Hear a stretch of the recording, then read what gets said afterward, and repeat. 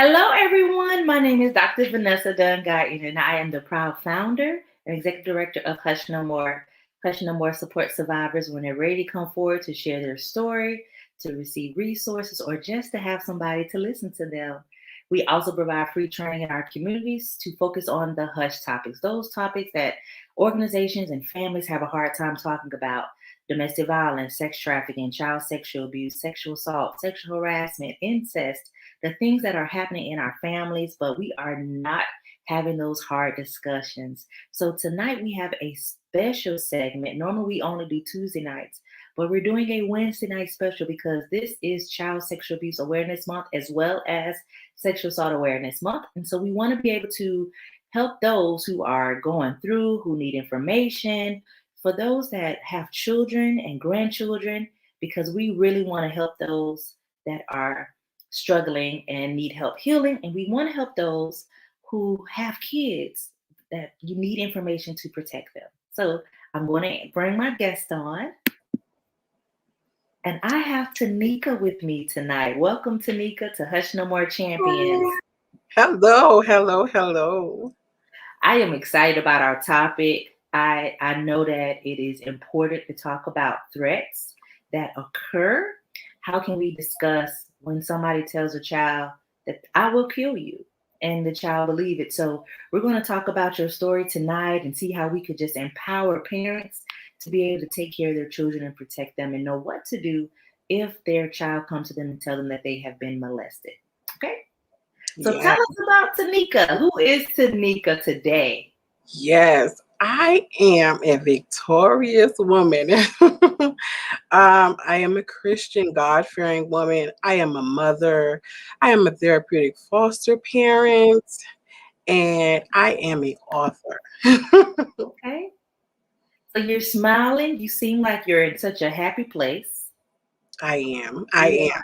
Yeah. I'm imagining that that wasn't always, right?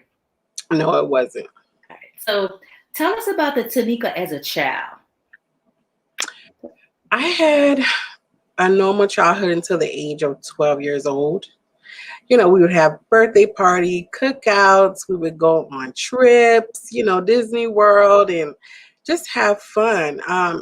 Playing outside in the yard with family, cousins, sisters, brothers. I had fun until I was about 12. And then that's when my life took a traumatic change.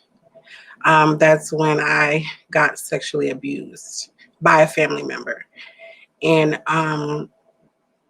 how it happened was the particular family member was very fond of me, kind of just always telling me I was beautiful, always telling me I was, pretty. And I never paid much attention to it until, I moved back home with my mom when I was 12. So this is when this, happened. And the particular family member called me in their room that night. And they told me, how pretty I was. They started feeling on me, touching on me. And I said, no. I said, no, stop, stop. I knew that only my mom, my aunt, and my grandma taught me that I'm the only one who's supposed to touch my private areas when I take a bath. I'm the only one. No one else is supposed to touch me there. So I began to tell him to stop, stop, stop. And he just held me down, forced himself on me because, I'm a woman, he's a man. Well, at the time I'm a child, he's a man, so he's stronger than me. And so, he just held me down and, had sex with me and then turned me over because I started screaming and put my face in the pillow so that no one could hear me, And I just screamed and cried as he forcefully had sex with me. And it changed my life. It just changed me because at 12 I was like still a child and I wanted to just be a child and not have to, even think about sex or, doing anything sexual, Um, it just traumatized me Was in that so the many only ways. time? It happened for 2 years. It went on for 2 years. 2 years because I was afraid to tell because afterwards he told me, he was like, I will kill you. He put out his his gun, and he showed me, and he let me know, because I said, I'm going to tell my mom. And he said, I will kill you. And I became afraid of him. I was so scared, so afraid of him. And I just lived in fear for 2 years because we were in the same home. So I was in fear for my life. And I wanted to tell my mom when she came in that night from work, because she wasn't home when it happened. She worked 2 jobs to provide for me and my siblings. And so, she wasn't there. I wanted to tell her once she came in, but I was scared to tell her. I was afraid for my life. Mhm.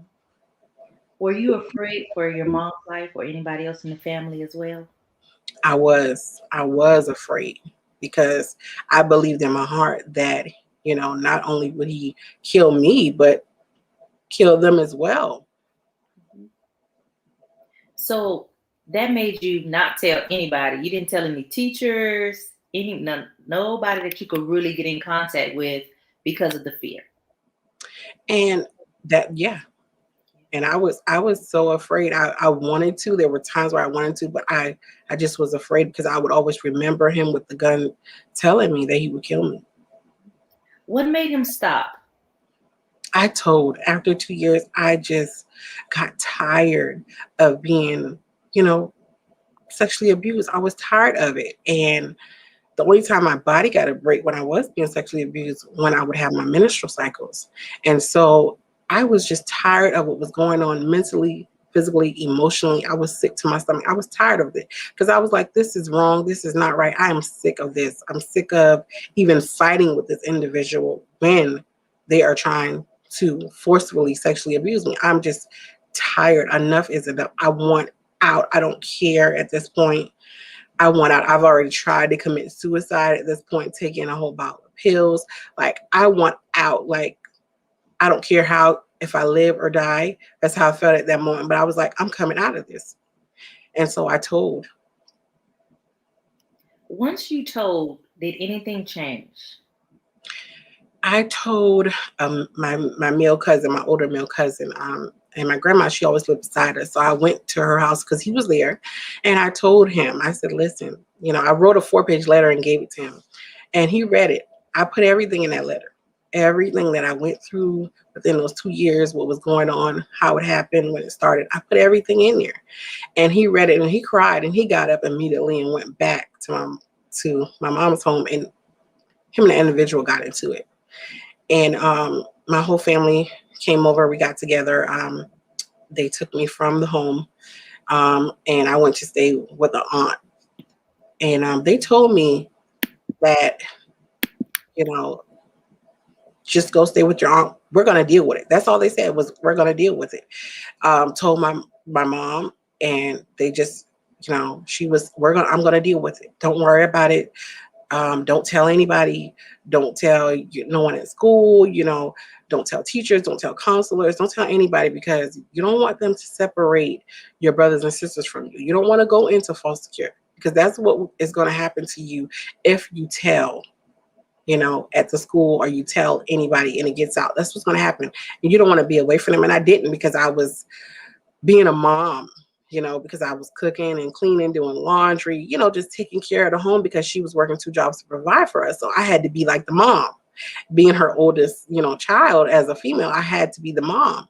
And so I did not want them to be separated from me. Like, I love them dearly, my siblings, and I did not want them to be separated from me at all.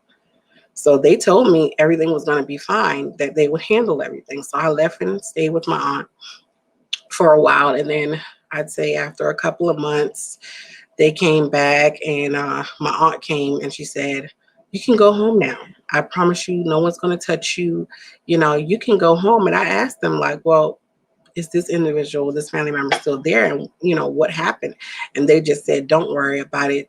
I promise you, this family member will never touch you again. And he did it? He did. Well, that's a good thing. Mm-hmm. That's a good thing. And see, you live in the South, and so the way we handle family members in the South is something serious. So I'm Mm-hmm. wondering, what do they do? I know you don't know what they did to him, but I know they got him pretty good. Mm-hmm. Mm-hmm. So, I and couldn't that's see almost what like, happened. Yeah, that's family justice, like Yeah. family justice. But do you think it was a good idea to be told not to tell anyone, the counselors at school, to just keep it a secret within your family? Do you think that was a good idea for you? No, I don't. I just believe something should have been done. The police should have been called. A report should have been done. Because at this point, I'm fearing that it's going to happen to the other family members. Even my siblings, if you know nothing has been reported or told. How do we stop it? Stopping it is by reporting it. So it does make you think, will this behavior go on? So I applaud you for sharing your story with me. I honor you in this moment. I'm so thankful for you because I know it is so hard It to is. get out here and tell this story. And I tell people, when you don't believe survivors, right? Think about this journey is not easy when you come and share for the first time ever what has happened to you publicly. I think that is so important. So thank you for this moment. And I know that things are going to be a continuous uphill healing moment because of your transparency and honesty. So thank you for that. Yes. All right. So were there any signs that you were being abused? Now that we know about victimology and what child abuse look like and what children go through, was there anything that people should have saw in Tinika to get an idea of what was going on with you?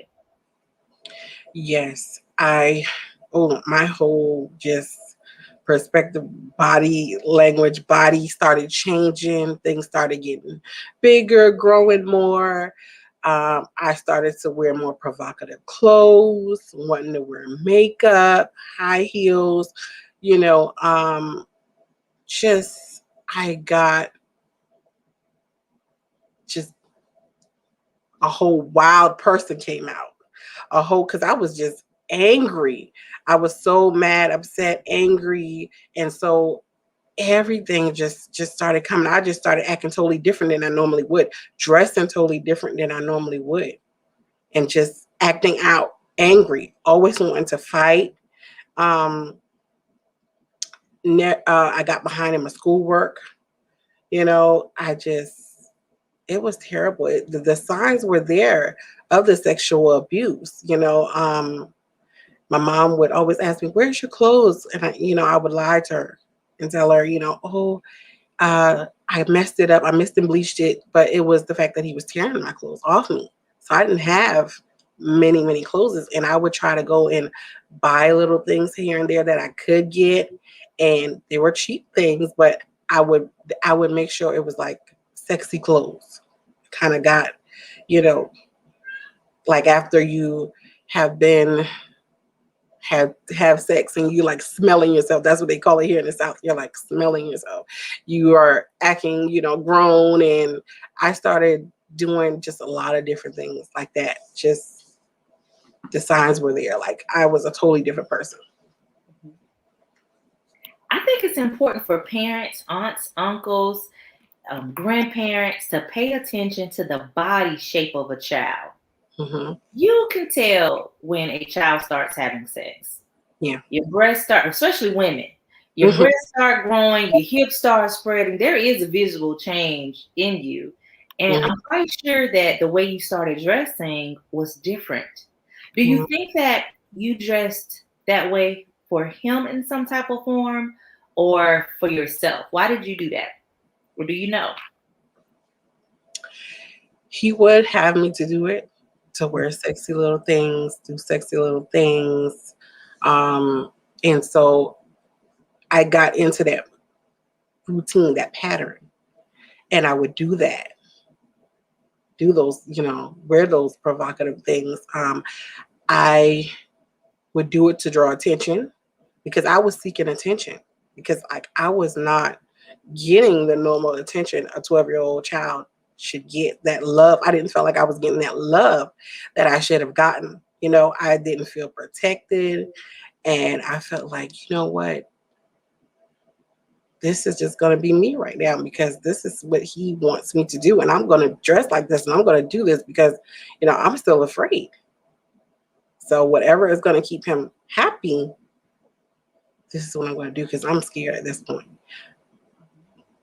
A lot of times we talk about power and control. And Mm-hmm. so essentially that's what he had over you was power and control, and he used fear to do it. Mm-hmm. To do it.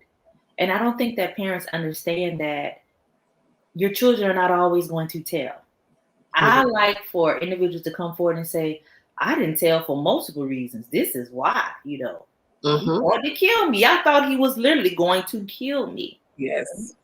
And you had to talk about not being touched. Your parents did that for you. You talked about your body and it still didn't resonate for you. It still didn't stop the abuse. No. Was there something else that could have been done, you think, to prevent this from happening to you? I often feel like if I had just, because I was raised with my grandmother and my aunt, those are who originally raised me until I was 12 years old. So I felt like if I had stayed with her and not moved back home at 12 years old, that it wouldn't have happened, because my mom asked her, hey, she's 12, and I have all her other siblings at home because it was a total of 7 of us. And she was like, she's my oldest. You guys have already raised her. She knows how to cook. She knows how to clean. She knows how to do laundry. Can I have her come back home to help me out with the kids? That's what my mom asked my aunt and my grandma. And so they came and asked me, do you want to go back home? And I was excited. I was like, yes, I'm going to go because I get to be with my siblings, get to be around all my siblings now and get to play and, get somebody to play with my dolls with. I want to go back home to be with them. And that was what was in my mind at that time. I'm going to go back home. I'm going to be with them and grow up with them and have fun because with my aunt, I was the only child with her and my grandma. And so I had no one to play with really other than when I would go to grandma's house or go outside and see my siblings and my cousins and everybody and play. So I wanted to go back, to not only help her, but to see them too. But I felt like if I had just stayed with her, because she had me set up for college, she had me, my grandmama, they had me set for life, and I was spoiled up until I was 12. I really was. They had me, I got everything I wanted. So I felt like if I had stayed with my aunt and my grandma, that it wouldn't have happened. Yeah. I don't believe that everybody should have access to your children. I think that's important to realize that we have to watch who are around our children. Yes. And 90% of child sexual abuse happen from somebody that we know, that's close, that's in the family, that's within our community that we know. Yes. And I don't think people believe how serious this is. I don't think so. I don't think how people believe this. After your abuse, right? And they said everything is going to be okay. How did you do in school? Did you bounce back? My grades were up and down constantly. I struggled. To try to put that in the back of my mind, the sexual abuse, and just focus on my schoolwork. But it was hard. It was so hard because the home at that point became chaotic because he was upset because I told and he couldn't do it anymore. And he was very upset. And so it was always fights in the home between me and him, arguments between me and him. It was just terrible. And so I would cry myself to sleep every night, even while it was going on. I still cried even after the fact of him not touching me anymore because I was just still kind of scared, not as scared as I was the first time, but still on edge because at this point now I don't trust because I'm still back in this same home with this person. I don't trust, you know. I don't even trust to eat nothing at this point that I'm not going to fix, because I'm still terrified. But I mean, it was just chaotic. Yeah. And school was hard for me, but I focused and I did it. I did it. And I graduated, but it was hard. Yeah. A lot of times children are labeled as bad, right? Mm-hmm. I always say you got to find out what is the root of the problem with our children. Now you're going to have a few kids that they just going to be doing things they don't have no business. You have a few of those, but majority of them have something going on. some type of trauma, some type of maybe a learning disability, maybe, just a hard time, just trying to figure things out. Sometimes it's hormonal. But I think it's our responsibility to find out what is going on with our child when their behavior changed and it's so drastic. Yes. And I don't think that happened for you based on your story. Do you think that came into play where people really try to pay attention to you in school? My counselors and my teachers knew me. And so they would see different things that I would, the way I was dressing, the way I was acting, I was quick to lash out. Like if you would say the wrong thing to me, I wanted to fight. And so I did end up in the guidance counselor office a lot because she would always ask me, what is wrong? I noticed there's a change. You are so angry all the time. Why are you so angry? And I wouldn't tell her. I would just sit there with my hands folded up, mouth balled up, just cry. I just wouldn't tell her because I was told, not to tell. And so I didn't want to be separated from my siblings. So I was like, I'm not going to tell. I'm going to hold this in, from them. I'm not going to tell them.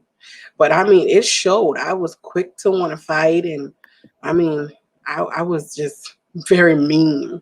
Didn't even care if I had friends or not. Like, if you were my friend and the least little thing that you did to tick me off, we weren't friends anymore. I was fighting you and I hated you at that point, And that those were the signs. They did see it. My teachers, my counselors, they saw it. Mm-hmm. Were you able to have healthy relationships after being abused? Once you became an adult, did it affect it? It did. It affected me in many ways because I was in numerous relationships trying to find love in all the wrong places. Numerous relationships. And until I met my husband, who's now deceased, that's when everything changed. But because he helped me, he was like, we're going to counseling. You and I told him what happened to me, and he was like, you're going to counseling. You need to get this out. You're always angry for no reason. The slightest thing you get upset about. This is just, when I met you, you were just nice and sweet. But you know how you have your honeymoon time, and then you guys start living together, and you get to learn each other. And he just would see things with me, and he would just notice like your mood is just up and down, and you're just angry and always on edge, and I'm not here to hurt you, I'm here to love you, and we're going to get through this. And I told him what happened, and so he's like, we're going to get you some counseling. And so we went to counseling for 2 years. How old were you then? Because all this started at 12. How old were you when you really started working on it? I would say 24. It's a long time, huh? Yeah. 24. A lot of years dealing with the trauma and the residuals of that. Yeah, and I would be in abusive relationships, domestic violence relationships, where I would be with guys knowing that this guy doesn't love me, this is not the one for me. But I would tolerate the abuse because I was used to being abused. So I would tolerate, a man beating on me and me fighting a man all the time and arguing with a man all the time and just standing my ground like you're not going to control me, and don't want them to have that power over me. And even with my husband, I was that way, and he was just like, no, I'm a good guy. I'm not like the rest of the guys, I'm a good guy. I'm not going to fight you. I'm not going to hit you. I'm not going to argue with you. And that kind of confused me because I was not used to that. And he just showed me that love. That was my, oh God, Prince Charming. He just showed me that love and the way I was supposed to be loved. And he was like, I don't care about your past. All I care about is your future. And so let's go to counseling. Let's get this help, and let's get you healing and better, because the way you are right now, I know I wouldn't be able to constantly keep dealing with you with this. Like, and I didn't want to run him off, and and so I agreed to go to the counseling because I was like, I really need this because I don't know. I've been holding this inside for so long. Girl, you had a good man. You had to get it together. You have to get it together when the right person comes along. You can't keep messing up and running them off. Yeah, a good man is hard to find. So I am happy that you said, let me get right. Let me get right. Yes. So how did your healing start taking place? What did you do besides counseling?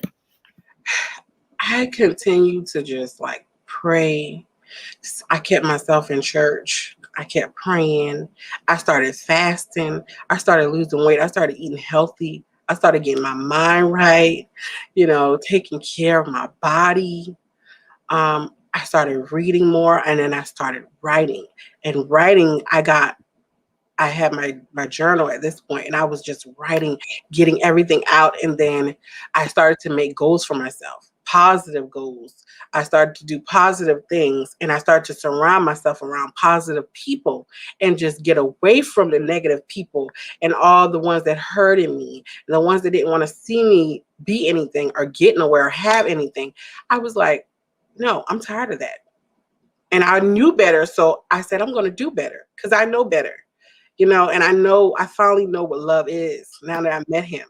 I finally knew what love was, because before I thought love was something totally different because of what I went through. But he showed me what love really was. And I said, you know what? This is amazing. I love this change. I love this new me. And I mean, he helped me heal. He was there. We prayed together.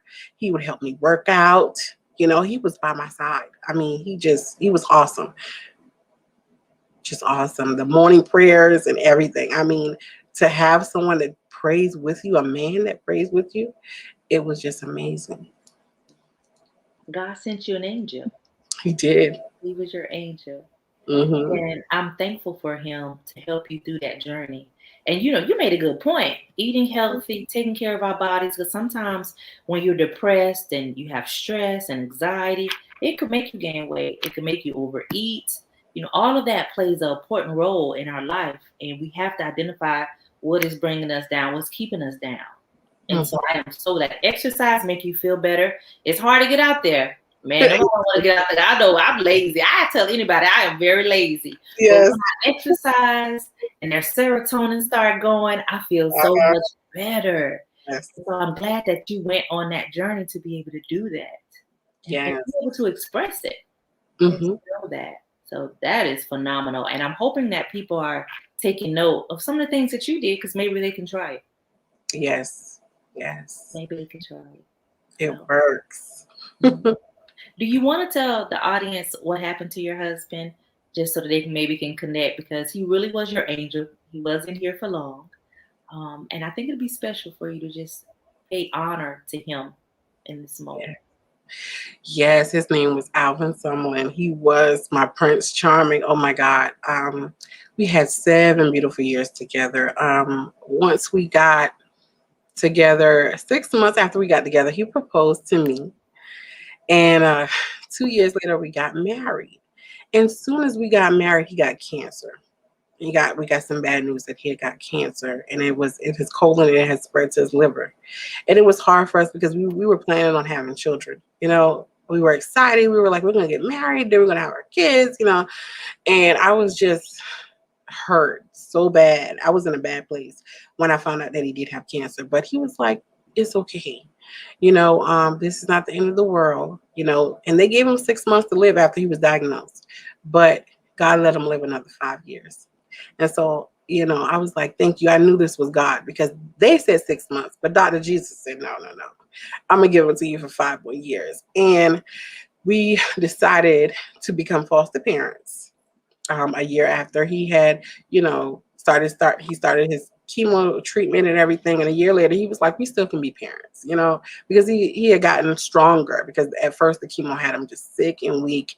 But once a year later, he had got stronger, and he was just like, we can still be parents. And I'm like, well, how? Because, at 21, I had got pregnant, and they had to remove my right tube. And so I only had my left tube, but it was severely damaged. And so they told me, the doctors, that I could not have kids. And so they would always say, you'd have to do, IVF or fertility treatment. You're not, or adopt, because your chances is very slim. It's very slim. And so he knew about that, because I told him about it. And so he said, we can be foster parents. You have been through enough. Your body has been through enough. It's okay. We can just become foster parents. And so that's when me and him became therapeutic foster parents. And we were foster parents, oh my God, to so many children. I've been foster parent to over 20 children and had two that I didn't adopt, but they graduated from college and I love them dearly. Um, and so he was a dad. He was an awesome dad to so many children.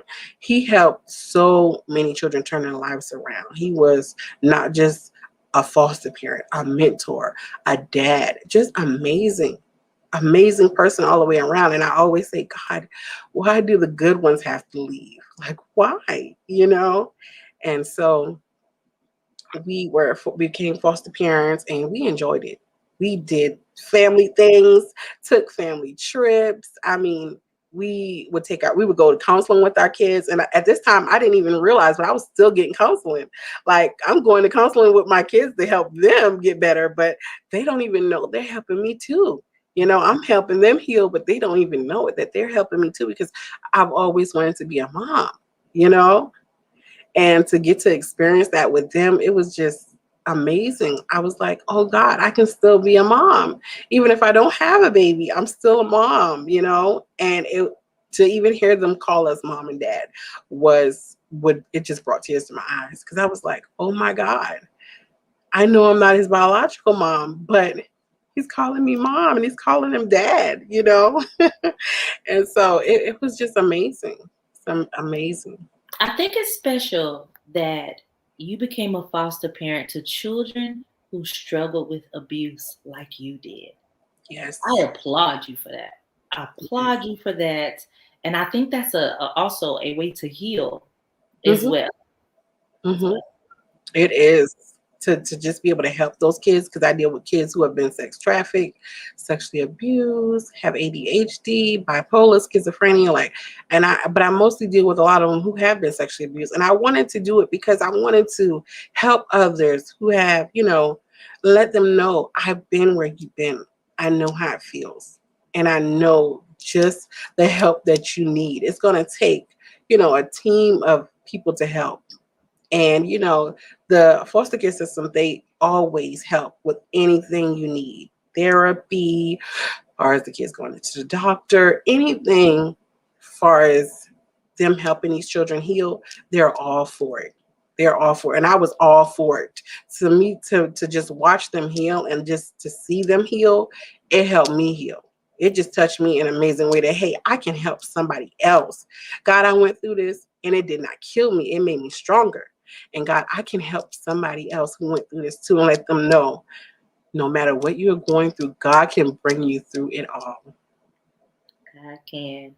Yes. I love that. I just love the place that you're in now. I Yes. think it's a very special place. I think that your story gives individuals hope that there is something that can be done to move on from the child abuse and all of the negativity of childhood. You can get to the next level. And I think you are definitely an example of that. Yes. Yes. So tell us about your book. How did you get to the point that you wanted to share your story in a book? Okay. I started actually writing when my husband was still living, because like I said, that's when I started doing a lot of writing. And I was like reading my Bible one day and, just talking to God. And God was like, you can write your story and tell everything that I brought you through. You are a living testimony. And as I thought back over the things I had been through and the things that happened to me, I was like, you know what, God, I got to share this with somebody, because this can help and empower somebody. And so at first I was scared. I was like, I'm just going to write it and leave it. And I did. I wrote it and leave it.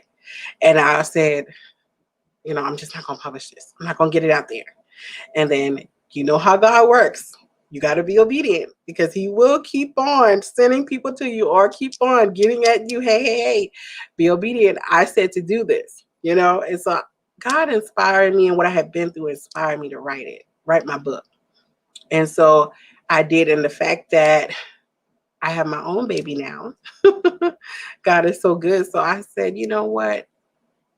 I'm a mother now, but at the same time, I still want to reach out to the world, not just helping with my foster kids, but I want to reach out to the world and let them know God can bring you through anything. And so that really inspired me that, hey, I want to reach out to each and everybody. It don't matter if you're in Africa, Europe, Italy, United States. I want to reach out to everybody and let them know, God, whatever you're going through, do not give up, because God can bring you through it all. God can. And that's a great title for your book. I absolutely love it. And I'm excited about this journey for you. And Yeah. it's possible. It is definitely possible to share your story. So, what do you have to say to those who did not want you to share your story? Those naysayers that have all this negative thing to say about Tinika and this journey that she's on. What do you got to say to them? You know what? I don't even want to say nothing evil to them. I want to say, you know what? God bless you, and I hope you have a change of heart and a change of mind, because I'm going to tell it regardless. I'm going to be obedient to God, and I'm going to tell it, and I'm going to share it, because I know that my story can help someone else. And I love to help others. And so that's what I'm going to continue to do. I love that. Always say you have a right to tell it, you have a right to heal, just to eliminate the shame. Sometimes people carry shame that they shouldn't be carrying. The person that abused you should be carrying all that shame and embarrassment. And Mm-hmm. when you don't share your story, it's almost like you're protecting them. Mm-hmm. They're not worthy to protect them. You can tell your story, and I'm proud of you because I know people did not want you to share your story. Definitely didn't want you to write a book, because a book is a permanent Yes. documentation of what happened to Tinika. People Yes. don't like that. Mm. People don't like that. And I think it's important to identify how you're moving on. And you have impressed me, because I don't know if I'd have been like, God bless you. Just gonna tell you the truth. I am so impressed when I tell you, Yes. because sometimes people get up under my skin, and I'll be like, okay, God, we got to move on from this negative space, because I've had people say that I was just sharing my story to get attention. And I'm Mm-hmm. like, who wants attention about being raped? Like, that's not Yes. normal. Like, you don't want attention about that. Matter of fact, you don't want nobody to know. And so it's really hard when the community doesn't always support you. And so my goal is to get the community to start believing survivors and to support them, and don't believe abusers who are going to lie and say they never touched someone. Absolutely. So it's truly my goal. So you Absolutely. have some comments. So let's see what the comments say. You have some really good comments. All right. So Janae says, being a survivor of child sexual abuse and incest made me realize that no one can be trusted. You did say, you can't even trust nobody to cook for you. No. That's some distrust there, right? Mm-hmm. And it's an underlying issue most of the time when a child's behavior is off, like you were in school. And she's sorry that you had to keep that in. So Yes. thank you, Janae. Tammy said, you are so strong and brave. And I definitely agree with her. Yes. Janae said she became an emotional eater after her abuse, but that's Mm-hmm. not where she's at today. So thankfully, Janae. Joe says, I'm not sure if there's a right or wrong thing to do in that case. Example, I didn't tell my abuse because I loved my mom. How would she feel as a mom knowing her 2 teenage sons raped her crippled toddler? Society would have judged my mom for something not her fault. Rape, as we know, is an act of violence. It was because my mom loved me so much. The other kids reacted with sexual violence because they were raging with jealousy. But often as kids, we don't tell, but win. Yeah. Yeah. And you don't want your mom upset or your family upset. You do think about how they would feel, right? Yes. Because Yes. you was worried about your mom because she worked 2 jobs. Yeah. Right. So how did you feel about your mom? Did you feel like you needed to protect her? I did, because she would get into arguments, terrible arguments, not fights, but arguments with this particular family member. So there was time where I felt like, you know what, he would harm her, especially if she reported or done anything. I did feel like that. Yeah. We protect our mom. And Joe, thank you for being so transparent and sharing that.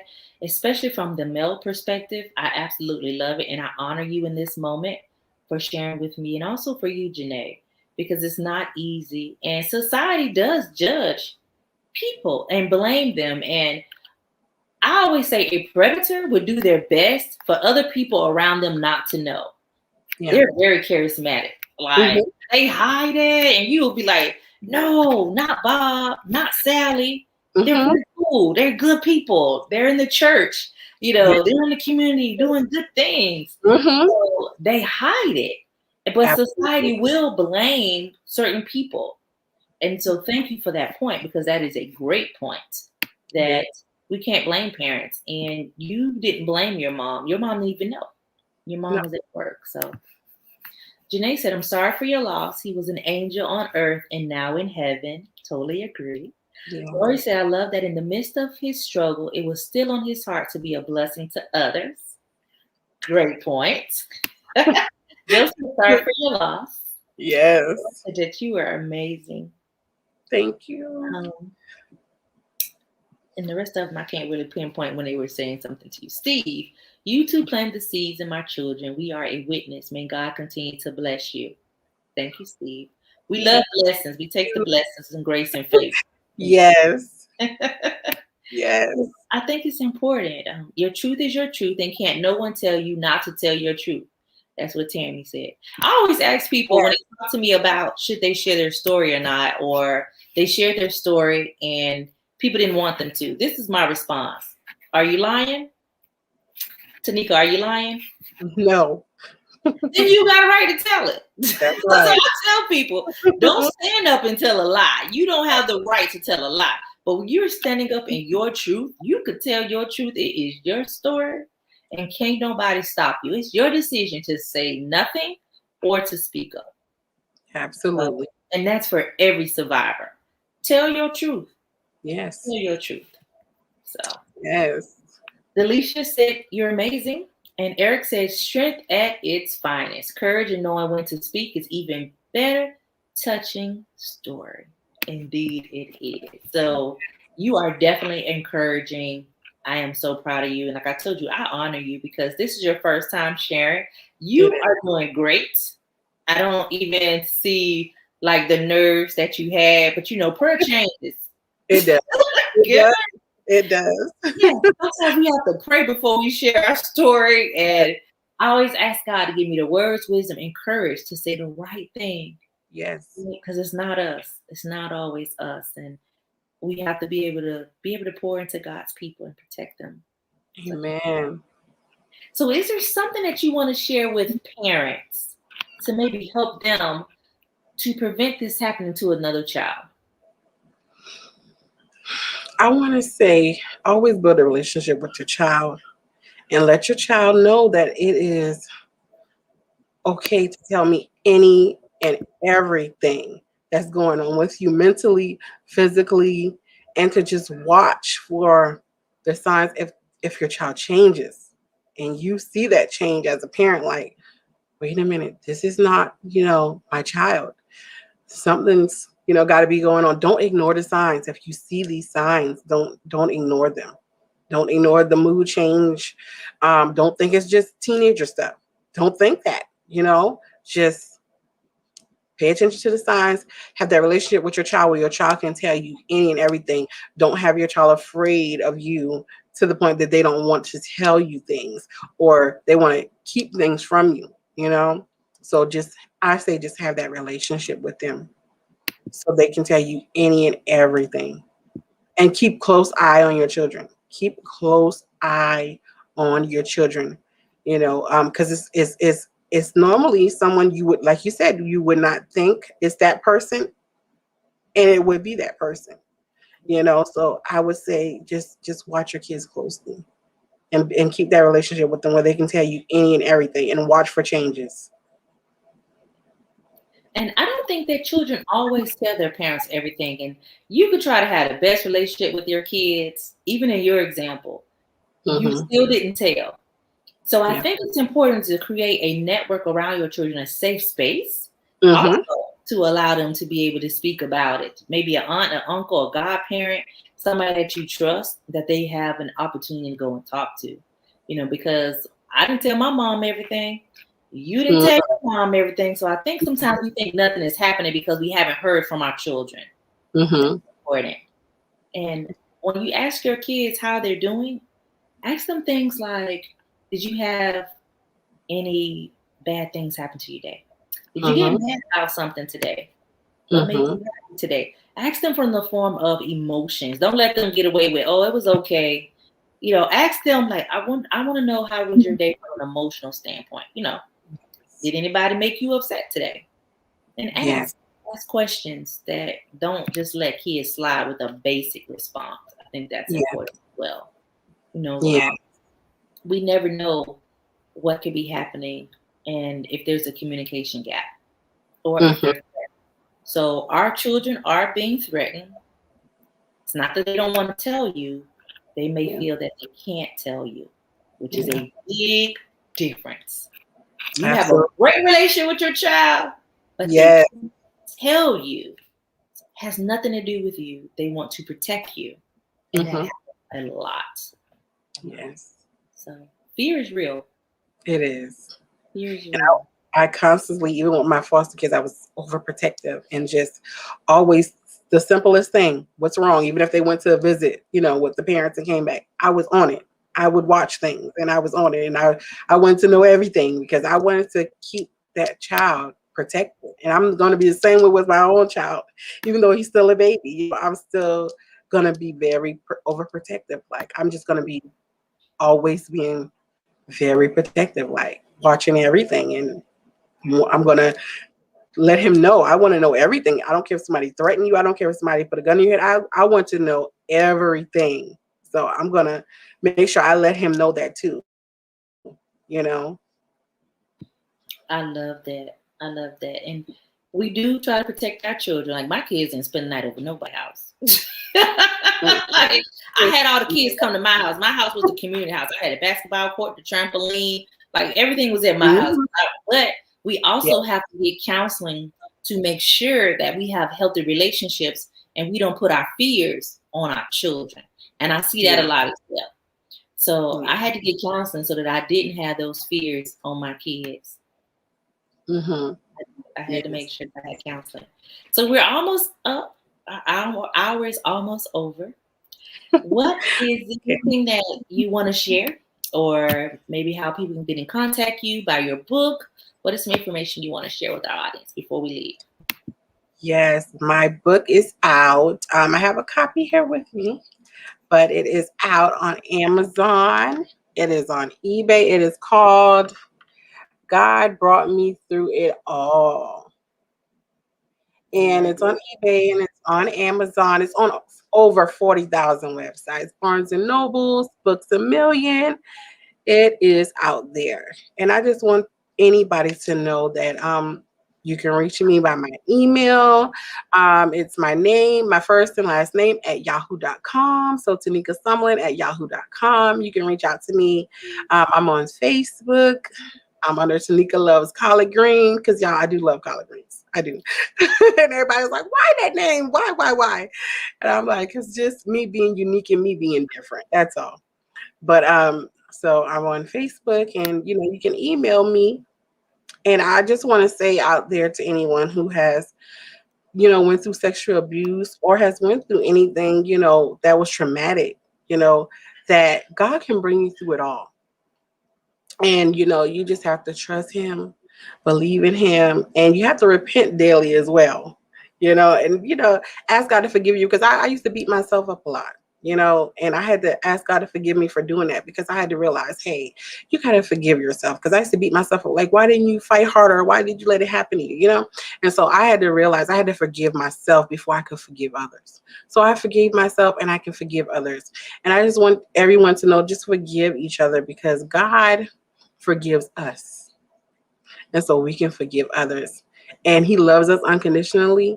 And so we can love others unconditionally as well. But I want them to know any and everything that you're going through, as long as you still have breath in your body, just know God can bring you through it all. Yes, God can. And I want you to mention that you forgave him, right? I did. You forgave him. I did. And I Not had easy. it was not easy. It took years. It took years. But I forgave him. And I let him know I forgave him. I did. I forgive him. That's Because so important. God forgave me. And I said, when I die, I want to go to heaven. You know, I don't want to have anything in my heart that would stop me from making it to heaven. I don't. And I applaud you. A lot of people don't understand forgiveness, but you really didn't forgive him for him, to make him feel better. Nobody don't forgive people to make them feel better. You forgive them so that you feel better. Yes. That's important. So I love it, Tinika. Thank you so very much for joining us and letting us know your story, your journey. If you're out there listening, support Tinika, purchase her book. Just share it with somebody that might be going through child sexual abuse and trying to heal and get to the next level. She would definitely appreciate it, and so would I. I thank you, Tinika, and I honor you in this moment. And I am so very proud of you. And Tammy said, "Great job, sister. You did an amazing job." Thank you. And I also wanted to say thank you to anyone who has bought my book, who is supporting me, because this is a list of names. I can't, go down every name, but I want to tell everybody who supported, who bought my book, I love you and thank you. God bless you. Thank you. So you have heard from Tinika Sumlin. She is amazing. She is truly special. And she makes me feel good because it's just an indication of the work that I do, right? It makes me feel so much better. If you want to know more about child sexual abuse this month, we have a child sexual abuse forum this Saturday at 2 p.m. Eastern Standard Time. And we'll be talking about how to protect your children from the perspective of cyber awareness, from text messages, from our cell phones, from our computers, your iPads, all of that. We have to protect our kids through social media. And so we're going to be talking about that. And it's going to be a great event. You can find out more at our website, www.hushnomore.org. You can also follow us on all social media platforms. Every Thursday night at 7 p.m. Eastern Standard Time, we have art therapy. Join us. It is so much fun. None of us can draw, but we just escape that just boring place, that messy place in our life, and just try to get to the next level together. We also have interviews every Tuesday night. Hush No More Champions is at 8 p.m. Eastern Standard Time. We would love for you to share our video. Just support survivors, believe them, love on them, and love on other people in your community. Love and kindness is priceless. I thank you for tuning in to Hush No More Champions, for being a supporter, and for just being who you are. Thank you. Peace and blessings to you all. And remember, you have a right to tell it, and you do not have to hush no more.